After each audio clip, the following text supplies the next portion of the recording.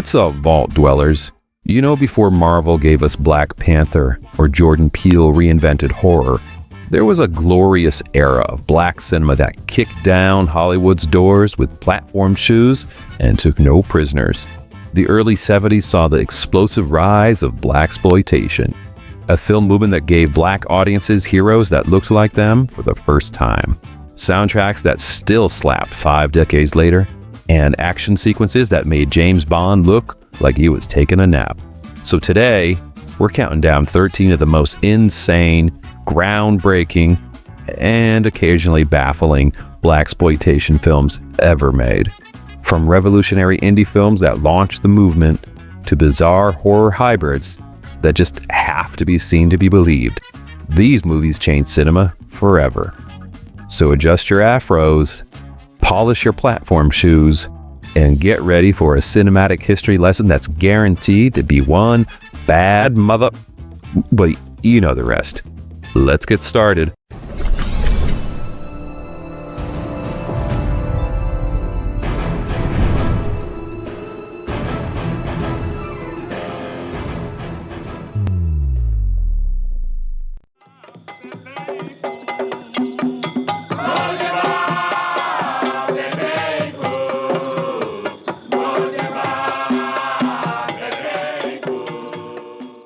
Alright, getting us started is Lord Shango from 1975, which is a supernatural oddity about a devout Christian mother who finds herself caught between her religious beliefs and the pool of ancient African spirituality during a baptism gone wrong. As grief pushes her towards the mysterious Lord Shango and his voodoo practices, the film becomes a bizarre exploration of cultural identity, religious conflict, and supernatural horror. This movie boldly tackles themes of cultural dissonance and spiritual identity that few other genre films of the era would even touch. What makes Lord Shango so fascinating is how it stands apart from the typical blaxploitation fare by trading urban settings for rural landscapes and action sequences for slow-burning psychological horror. The film tackles weighty themes of African spiritual traditions versus Christian theology with a seriousness rarely seen in the genre. The minimalist approach to its supernatural elements, suggesting rather than showing, creates an atmosphere of mounting dread that feels more like art house horror than grindhouse fare.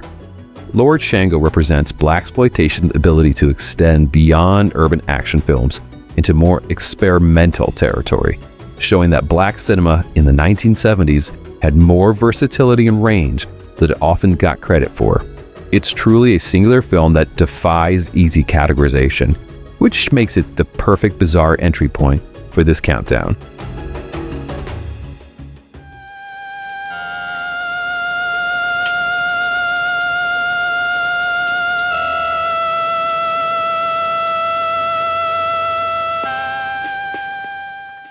Alright, let's talk about Black Devil Doll from Hell, which is a micro-budget oddity that follows a religiously repressed woman who buys a strange doll from a mystical shop, only to have it come to life and become her supernatural lover, before turning abusive and taking control of her life. The film exists in this strange nether region between horror, exploitation, and unintentional avant-garde cinema. The true fascination of Black Devil Doll from Hell lies in how it exists outside of any conventional filmmaking norm. This was shot on VHS with clearly non-existent budget, and director Chester Novell Turner he created this what might be the most technically challenged film in our countdown, yet one that's impossible to forget once you've witnessed it. The puppet itself, it's a nightmare-inducing creation that looks like Rick James in miniature form, complete with beaded braids that play a disturbingly prominent role in several scenes, best left undescribed. The film's exploration of sexual repression through its black female protagonist, it was revolutionary for its time, even if the execution is frequently unintentionally hilarious. While released after blaxploitation's heyday, Black Devil Doll represents the movement's DIY spirit taken to its logical extreme. Proof that black filmmakers were determined to tell their stories even without studio backing, or apparently adequate lighting. It's a cinematic experience so unique that it transcends traditional notions of good and bad to become something approaching outsider art.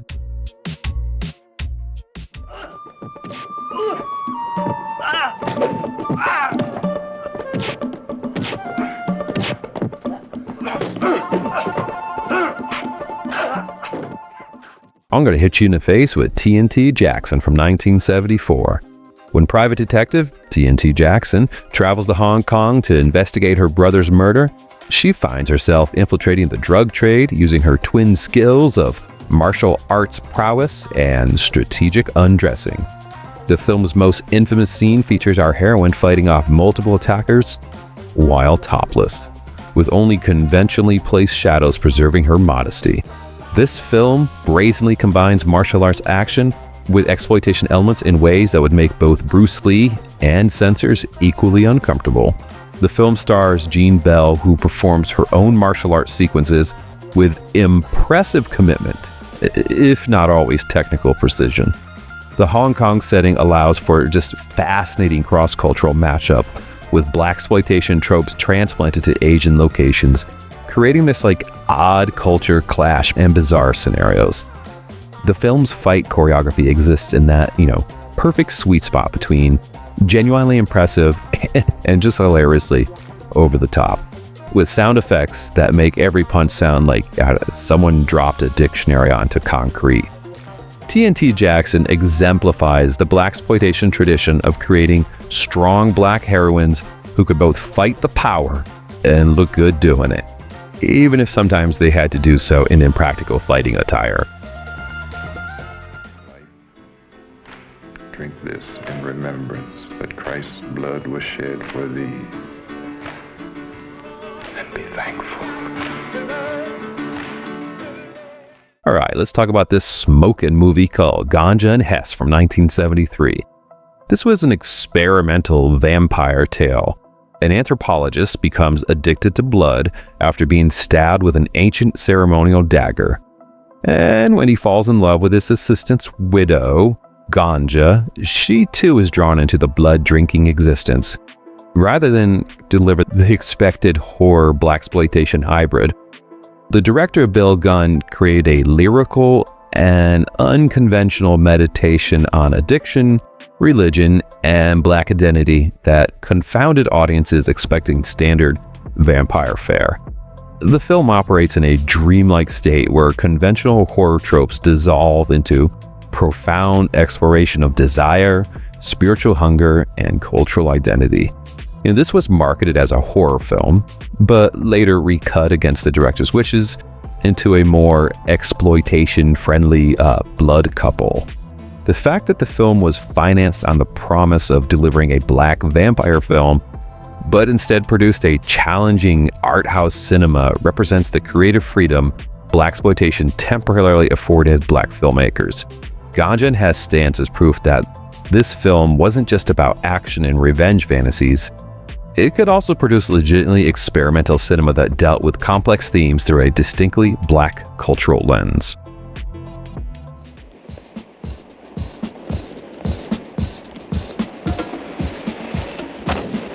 Gonna set me up? All right, let's talk about Three the Hard Way back from 1974, which is an action-packed team-up film. Three black heroes, played by Jim Brown, Fred Williamson, and Jim Kelly. They joined forces to stop a white supremacist organization planning to poison the water supply in 3 major American cities with a toxin that only affects black people. It's essentially the Avengers of blaxploitation, bringing together 3 of the biggest stars of the genre to create a superhero team decades before Marvel figured out the formula. The film marries explosive action sequences with a storyline that taps into very real fears about racism, taken to its genocidal extreme. Jim Brown brings his imposing physical presence, Fred Williamson contributes his unmatched coolness, and martial arts champion Jim Kelly, he just delivers jaw-dropping fight scenes, creating a trifecta of black masculine heroism rarely seen before or since. The film's plot, involving a racist poison that only affects black people, is both outlandish and a fairly uncomfortable concept, speaking to very real fears with the black community about targeted violence. 3 The Hard Way represents Blaxploitation's ability to combine crowd-pleasing entertainment with great social commentary, wrapping legitimate concerns around racism in a package so entertaining that audiences of all backgrounds couldn't help but cheer as these 3 heroes saved the day.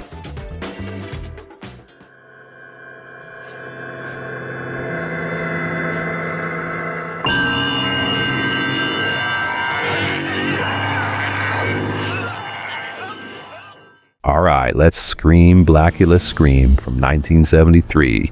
This is the sequel to that surprise hit Blacula, about an African prince who turned into a vampire who returns from the dead thanks to voodoo rituals performed by a revenge-seeking warlock.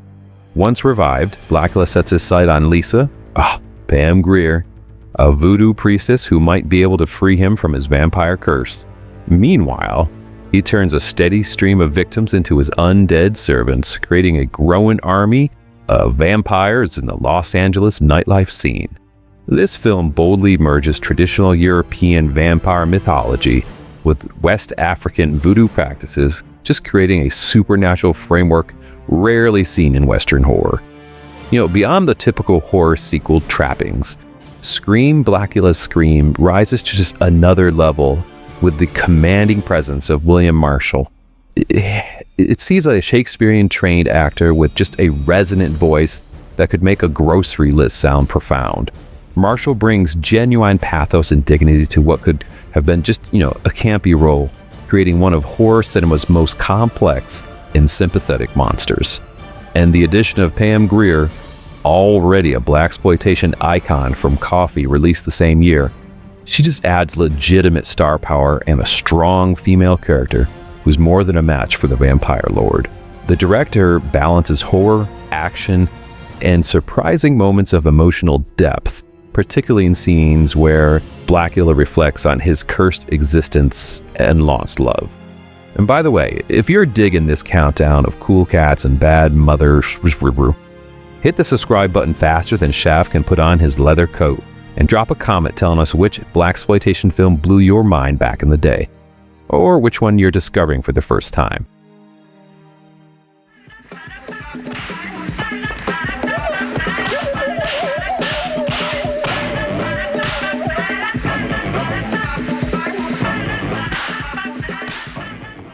Alright, let's talk about Black Belt Jones from 1974. So, fresh off his scene-stealing role in Enter the Dragon, martial arts champion Jim Kelly stars as Black Belt Jones, a karate master who helps defend a karate school from both the mafia and corrupt cops trying to seize the land for development.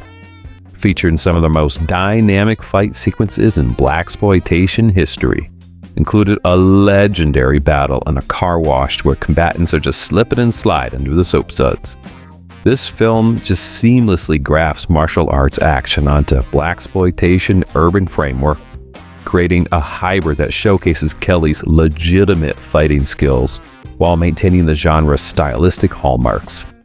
The remarkable success of Black Belt Jones stems from just how successfully it melds like kung fu cinema with blaxploitation, just creating a hybrid that would influence action films for decades to come.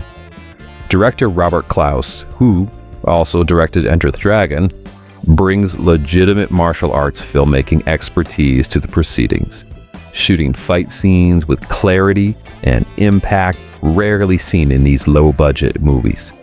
The film also features Gloria Hendry as Sydney. She's a female martial artist who fights alongside Jones rather than just serving up as a damsel in distress, making this one of the more progressively gendered entries into the genre. While the plot is admittedly thin, the film compensates with non-stop action and a visual energy that just keeps things moving at a relentless pace.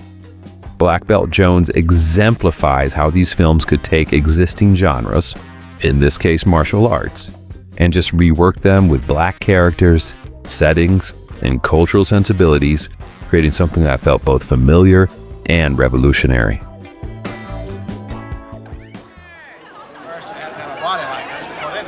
This place is an armed camp. sit down before we get shot in the lower mezzanine. All right, let's talk about this winner with Cleopatra Jones and the Casino of Gold back in 1975. So this is a sequel to the hit Cleopatra Jones. Our statuesque government agent heads to Hong Kong to rescue two fellow operatives while taking down a drug kingpin known as the Dragon Lady, played with scene-stealing glee by Stella Stevens. Standing nearly 6 feet tall, with a wardrobe that makes James Bond look like he shops at outlet stores, Tamara Dobson's Cleopatra Jones brings international espionage to blaxploitation with a global flair. The film boldly expands blaxploitation beyond American urban centers, transforming a previously localized genre into an international action spectacle that rivals major studio spy thrillers. Tamara Dobson brings both physical presence and effortless cool to Cleopatra Jones, creating a female action hero who dominates scenes through sheer confidence and style rather than sexualization. Her outfits deserve their own credit line, with costume changes that range from stunning to outrageous, each making a bold statement that reinforces her character's larger-than-life persona. The film's female-centric conflict between Cleopatra and the Dragon Lady adds just another dynamic rarely seen in action films by any era. Two powerful women as a protagonist and antagonist, neither defined by their relationships to male characters. While the original Cleopatra Jones broke ground as a female-led action film, the sequel goes even further in establishing its protagonist as an international woman of mystery, both espionage skills and fashion sense.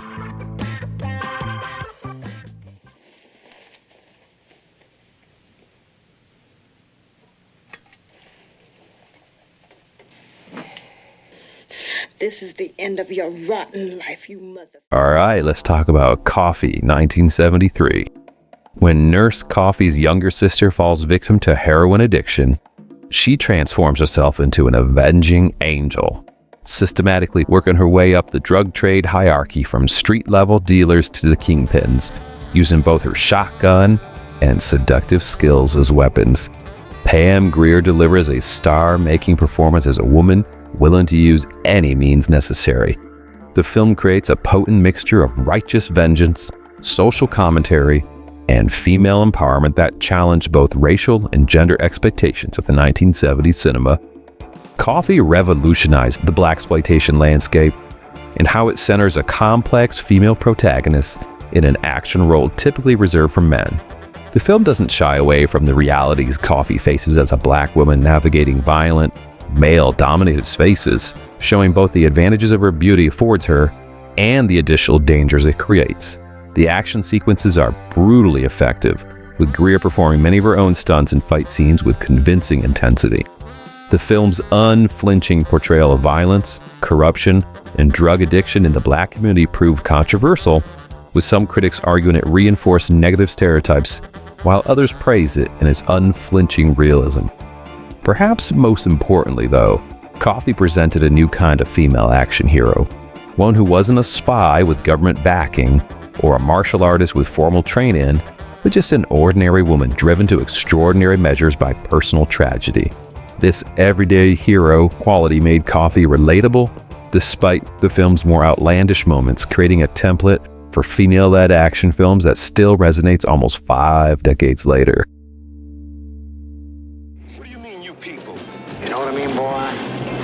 Yeah, I know what you mean. You come here to talk a fight. I'm betting my ass on stomping you. Okay, you can bet. All right, let's talk about this hard-hitting movie called Black Fist, 1975. This is a gritty tale of street fighting and corruption. So a man named Leroy Fisk rises through the ranks of illegal bare-knuckle fighting, which he uses to provide for his family, only to find himself caught between the mob and crooked cops who want to control his growing success. You know, unlike many blaxploitation films that feature trained martial artists performing choreographed fights, Black Fist presents just raw, brutal street combat that just looks genuinely painful. The film strips away the stylistic flourishes of other action-oriented movies in favor of stark realism that reflects the genuine desperation of urban survival. This film stars Richard Lawson as Leroy, delivering a nuanced performance that captures both a character's physical power and his moral conflicts as he's drawn deeper into criminal enterprises. Director Richard K. creates a bleak urban landscape where everyone is compromised in just some way or another.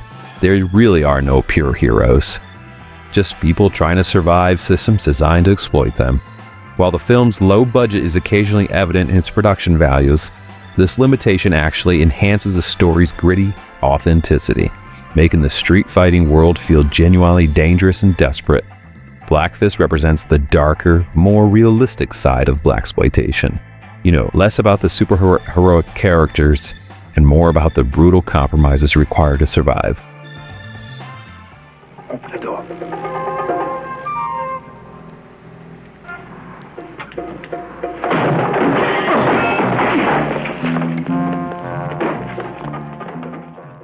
Shaft, 1971. Man, this groundbreaking film brought blaxploitation to the mainstream. Private Detective John Shaft is hired to find a kidnapped daughter of Harlem crime boss, navigating between the mob, radical black nationalists, and the police, all while looking just impossibly cool. Richard Roundtree created an icon of black cinema as the leather-clad detective who's a complicated man that no one understands but his woman. With its combination of hard-boiled detective story, urban action, and Isaac Hayes' Oscar-winning soundtrack, Shaft delivered a new kind of black hero to audiences just hungry for representation. The film reimagined the private detective narrative with a distinctly black perspective, transforming a traditionally white genre into a vehicle for exploring racial politics and urban realities. The film showcases New York City with documentary-like realism, shooting on location in Harlem and Times Square to capture the genuine texture of the early 70s urban life. Shaft's confidence, sexual prowess, and refusal to be intimidated by authority figures represented a new vision of black masculinity on screen, one that resonated so powerfully that it helped save MGM from bankruptcy and launched a franchise that continues to this day. As the film that brought blaxploitation to the mainstream theaters and consciousness, Shaft's cultural importance, it can't be overstated. There's some more cats out here selling the same shit I'm selling, man. Nobody goes after them cats on top, man. What good is it gonna do to kill me, man? Hey, man, them cats, they sitting out there. All right, let's do Hit from 1973. In this sophisticated revenge thriller, we've got federal agent Nick Allen, played by Billy D. Williams, who loses his daughter to a heroin overdose and embarks on a methodical mission to destroy the entire drug trafficking operation responsible. And I'm talking from street dealers all the way to the European suppliers. And he assembles a diverse team of civilians who have also lost loved ones to drugs, including Richard Pryor. So Allen creates an elaborate international plan to dismantle the drug empire, and the film elevates blaxploitation conventions with a complex plot structure, international locations, and a more measured approach to violence that emphasizes strategy over spectacle. Billy T. Williams delivers a controlled, simmering performance that contrasts sharply with the more flamboyant blaxploitation heroes, playing a government insider who uses the system's own resources against it rather than fighting from the outside. Richard Pryor is still early in his film career. He brings both a comic relief and an unexpected dramatic depth to his supporting role. I mean, the international scope of this film's third act, where the action shifts to France, it expands beyond urban American settings to address global power structures. This willingness to engage with complex political realities without sacrificing entertainment value makes Hit one of the most intellectually ambitious films of the blaxploitation canon.